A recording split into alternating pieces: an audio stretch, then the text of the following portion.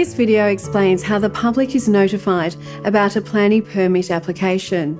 First, let's take a look as the applicant, and then we can look at the options available to anyone who has an objection. Your planning permit application needs to be publicly advertised. This is because your proposal is likely to impact other homes and businesses in the Bayside community. We will let you know the type of notification required. This will depend on the type of application, but usually a yellow notice of application sign must be installed on the property. The sign must be in a position that is clearly visible. Letters may also need to be sent to surrounding properties and businesses. And in some cases, an advertisement may also be placed in the local newspaper. This gives anyone in your community who may be affected by your development the opportunity to raise concerns. Common concerns may include things like loss of privacy or overshadowing, or the impact on street traffic and parking. Talking with neighbours before lodging a planning permit application can help preempt any impacts and will most likely save time and money later in the assessment process. Once you have paid the advertising costs, a council contractor will take care of the rest. Don't be alarmed when someone turns up at the property to install the notice of application sign. It's important that the sign remains in good condition. This period should run for at least 14 days, sometimes longer for larger or complex proposals or during holidays. A council contractor will remove the sign at the end of the required notice period. What happens next depends on whether an application has received any objections.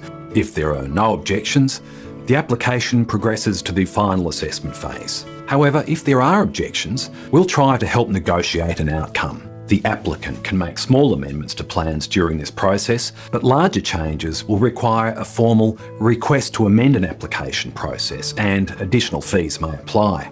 Often there can be a bit of fear around this process. No one likes conflict. However, just as landowners have the right to put forward proposals for dream homes or for developments that provide much needed housing, neighbours and the wider community also have the right to voice concerns. Let's imagine you have an objection to the planning permit application. To formally lodge an objection, it's important to understand the proposal first. Council officers can help explain it. Please call us to discuss the proposal or to make an appointment. All current planning permit applications and plans can be viewed at our office or by using the Planning Application Register on Council's website. If you have a serious concern about a current application, you can lodge an objection online or in hard copy using the objection form. Remember to do so by the date shown on the notice of application. Please be sure to explain why you object and how you would be affected.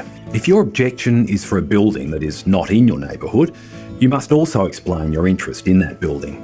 I will then work with you and the applicant to see if an agreeable solution can be found. Through the negotiation process, the proposal may be amended by the applicant and objections may be withdrawn. To withdraw an objection, you need to do so in writing. An objection withdrawal form is available on Council's website. All objections are publicly available to view in the Council office, or copies can be sent to the applicant on request.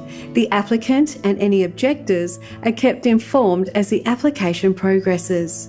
If you have any questions, remember, just ask.